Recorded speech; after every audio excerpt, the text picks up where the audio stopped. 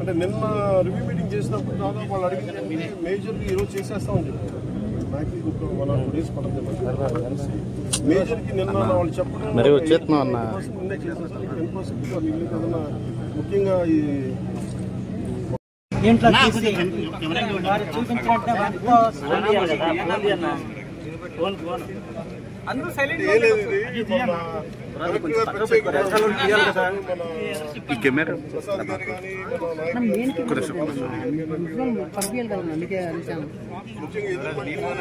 నాగాలంక మండలంలో ప్రత్యేకించి ఒక కోతకు గురైపోయింది. మా ఏం చేయాలి దానికి రోడ్డుకి 13.8 కోట్లతోటి నిన్నే టెండర్స్ కూడా పూర్తి చేసాం. 10,000 మందికి దీనివల్ల లబ్ధి ఉంటుంది. 5 లంక గ్రామాలు జిన్నపాలెం, గొల్లమల్ల, బ్రహ్మయ్య గారి మూల, ఎదురుమండి, ఈ ఎందుకంటే వీటికి చాలా సహాయపడుతుంది. ఇవన్నీ ఒకప్పుడు వర్షం వస్తే కట్ అయిపోతుంది.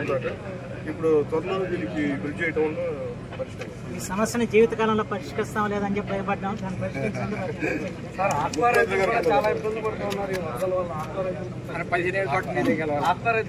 15 సంవత్సరాల పాటు మీకే వస్తాం. మాకు బాలసౌర్ గారు, బుద్ధప్రసాద్ గారు, రాజేష్ గారు కూడా బాగా చేస్తున్నారు. చాలా ఇబ్బంది పడుతున్నారు. చెప్పారు కదా అంత మునిగిపోయినా మా సార్కి మా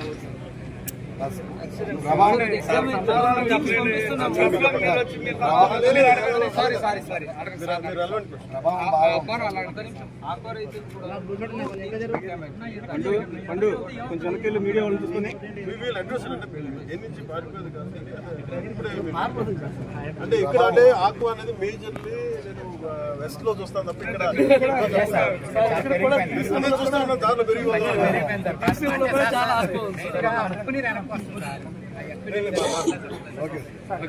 ఇప్పుడైతే మేము అన్ని ఇంటెన్షన్స్ ఎప్పుడైతే కొంచెం చిక్కుపోయేది ఎలాగ రక్షించాలని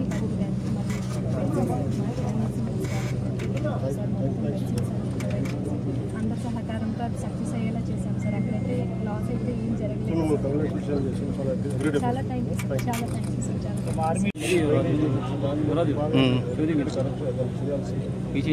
నేను ఇలాంటి జరగకుండా మున్సిపాలిటీ స్థాయిలో ఈ గార్బేజ్ డంపింగ్ ఎట్లా చేయాలి, దీన్ని ఆల్టర్నేట్ పవర్ సోర్స్ చేయాలి, ఒక అది హోలిస్టిక్ ప్లాన్ అన్నమాట. ఇలాంటి విపత్తులు వచ్చినప్పుడు, ఇలాంటి కలామిటీస్ వచ్చినప్పుడు మనకి అండర్స్టాండింగ్ మనకు సంబంధించినంత వరకు ఇది ఒక అదే సార్ అదే మాట్లాడారు సార్. దిగువకి వెళ్ళే రూట్లు కూడా కొంచెం డ్యామేజ్గా ఉన్నాయి. నాగలంక మండలం ఎదురుమండి ప్రాంతంలో దిగువకి వెళ్ళే గ్రామాలు 2 ఇబ్బంది పడుతున్నాయి సార్. శాంక్షన్ అయింది అది కూడా. ఎదురుమండి టు గొల్లమంది అది చెప్తున్నారా? ఎదురుమండి బ్రిడ్జి సార్. బ్రిడ్జ్ ఒకటి, గొల్లమంది రోడ్డు ఒకటి. శాసకీయ ఫండ్స్ ద్వారా దాదాపు ఒక 80 కోట్లు కేటాయించి దాంట్లో ఉందండి. Thank you sir.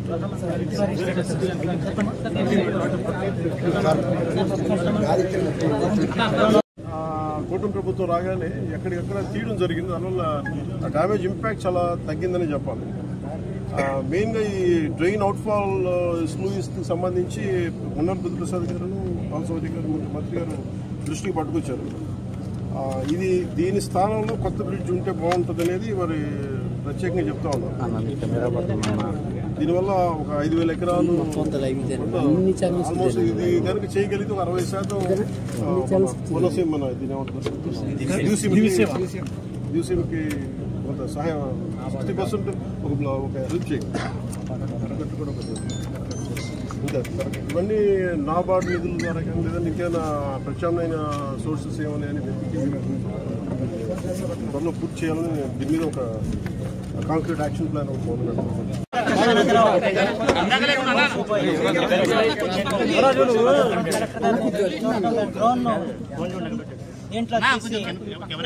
చూపించినట్టే వాటితో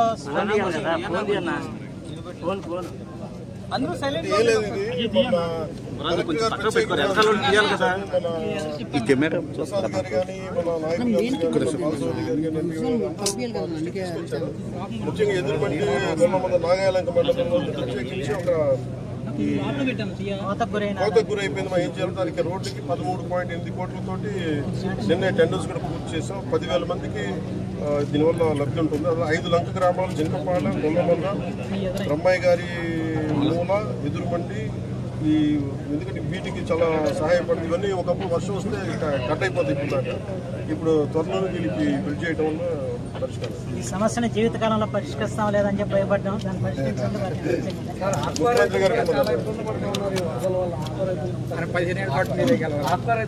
15 సంవత్సరాల పాటు మీకే వస్తాను. మాకు బాలసాగర్ గారు, బుద్ధప్రసాద్ గారు, రాజేష్ గారు కూడా బాగా చేస్తారు. చాలా ఇబ్బంది పడుతున్నారు. ఇప్పుడు చెప్పారు కదా, ఎంత మునిగిపోయినా మా సార్కి మా ఓటు సార్.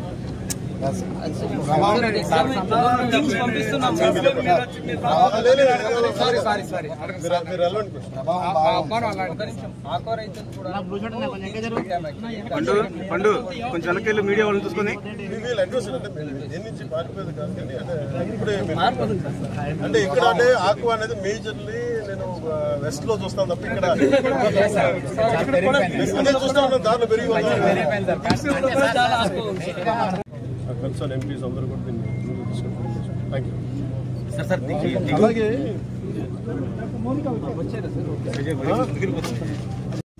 బైక్లో వస్తా చెట్టు విరిగి పడిపోయినాయి. అధిక రక్తస్రావం చనిపోయిన శ్రీ కోయా సుబ్బారావు గారు, వారి కుటుంబానికి మా ప్రగాఢ సానుభూతిని తెలియజేస్తాం. అలాగే పునరావాస కేంద్రాల్లో ఉన్న వాళ్ళందరికీ కూడా 10 కేజీల బియ్యాన్ని మత్స్యకారులు, చేనేతలు ప్రత్యేకించి 50 కేజీల బియ్యం వాళ్ళని ముఖ్యమంత్రి గారి ఆధ్వర్యంలో నిర్ణయించింది. అలాగే బియ్యంతో పాటు కావాల్సిన కందిపప్పు కానీ, పామాయిల్, ఉల్లిపాయలు కానీ, బంగాళదుంపలు కానీ, పంచదార కానీ కూటమి ప్రభుత్వం వీటన్నిటిని ఉచితంగా సప్లై చేస్తాం. అలాగే శిబిరాల్లో ఉన్న వారికి ఇళ్లకు వెళ్లే ముందు ఒక్కొక్కరికి 1000 రూపాయల చొప్పున ఇస్తా ఉన్నాం. ఒక కుటుంబానికి గరిష్టంగా 3,000 చెల్లిస్తా ఉన్నాం. అలాగే పంట నష్టం ఇప్పుడు మేజర్ ఈరోజు మేము చేసింది ఏంటంటే పంట నష్టం అంచనా ప్రక్రియని సకాలంలో పూర్తి చేయాలని మేము అందరం కోరుకుంటా ఉన్నాం. దాన్ని అధికారులందరికీ ఒక సమీక్ష జరిపి దీన్ని క్యాబినెట్లో దృష్టిలో పెట్టి అత్యవసర క్యాబినెట్ అంతా కూడా దాన్ని ముఖ్యమంత్రి గారి దృష్టిలో తీసుకెళ్తాం అందరికీ కూడా. అలాగే కేంద్రానికి కూడా ఎంత సహాయం ఇవ్వడం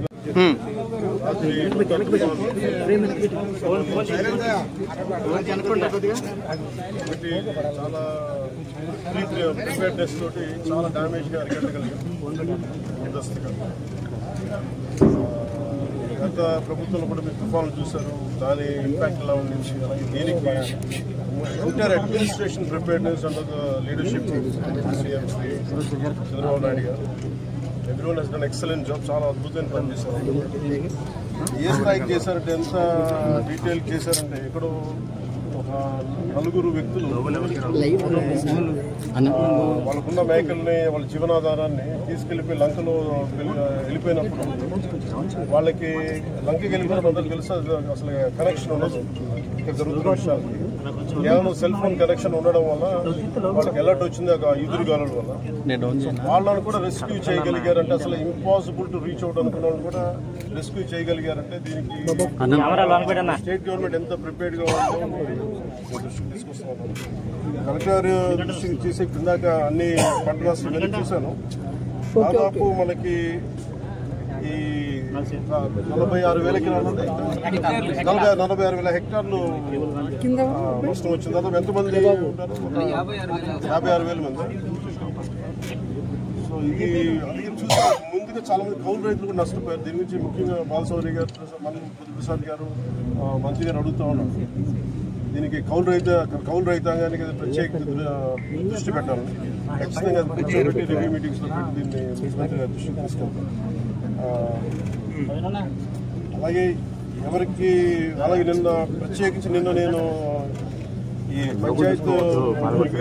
పంచాయతీ అధికారులు ఉన్నతాధికారులు చేయించినప్పుడు దాదాపు పంచాయతీ శాఖ పరిధిలో, ఇది ఎక్కువ పంచాయతీ శాఖ పరిధిలో ఉన్న గ్రామాలు ఇవన్నీ. దాదాపు 274 కిలోమీటర్ల రహదారులు అంటే రాష్ట్రం మొత్తం యాజ్ ఆన్ దెబ్బతిన్నాయని చెప్పారు. అలాగే సూపర్ శానిటేషన్ కానీ సూపర్ క్లోరినేషన్ కానీ పోస్ట్ ఈ అంటు వ్యాధులు వచ్చే అవకాశాలు ఎక్కువ ఉన్నాయి. అలాగే 1583 గ్రామాలని చాలా తీవ్రంగా ఇంపాక్ట్ ప్రభావితమైంది. దీనికోసం దాదాపు 21,055 మందిని సిబ్బందిని పారిశుద్ధ్య నిర్వహణకి వినియోగించాం. అలాగే ఎక్సలెంట్ అనేవి కలెక్టర్ గారికి కానీ, ప్రతి జిల్లా కలెక్టర్, కృష్ణా జిల్లా కలెక్టర్ గారికి కానీ, స్పెషల్ ఆఫీసర్ కానీ, ప్రతి ఒక్కరు కూడా జాయింట్ కలెక్టర్స్ కానీ ఎంటైర్ యంత్రాంగం మొత్తం వారి లీడర్షిప్లో చాలా అద్భుతంగా పనిచేశారు. దాదాపు 23,744 మందిని కేంద్రాలకి తరలించమని ప్రజలు. అలాగే 240 సహాయ కేంద్రాల్లో వీళ్ళని పంపించడం జరిగింది. అలాగే ఇందాక చెప్పినట్టుగా 56,040 మంది రైతులు నష్టపోయారని తెలుసుకోవాలి. ప్రాథమికంగా ఇది 46,000 హెక్టార్లు పైచులు. అలాగే ఉద్యాన భూమి ఇందాక కూడా అరటి పంట చూసాం. అది ఒక 1,400 పైచులకి హెక్టార్లు, దాదాపు 2,230 రైతులు నష్టపోయారని తెలుసుకోవాలి. ఒక దెబ్బతిన్నీళ్ళు ఒక 39, పాక్షిక దెబ్బతిన్న 489. సో వీటన్నిటికీ కూడా ఏవైతే మనకి ఏవైతే సహాయం అందించాలో ఖచ్చితంగా వాటిని అందిస్తాం.